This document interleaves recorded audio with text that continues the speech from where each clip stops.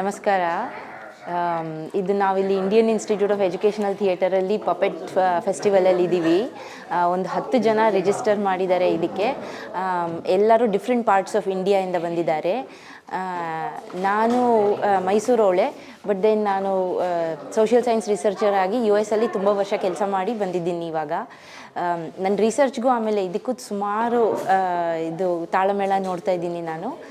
ತುಂಬ ಚೆನ್ನಾಗಿದೆ. It touches a part of the brain that doesn't usually get touched or doesn't usually get started.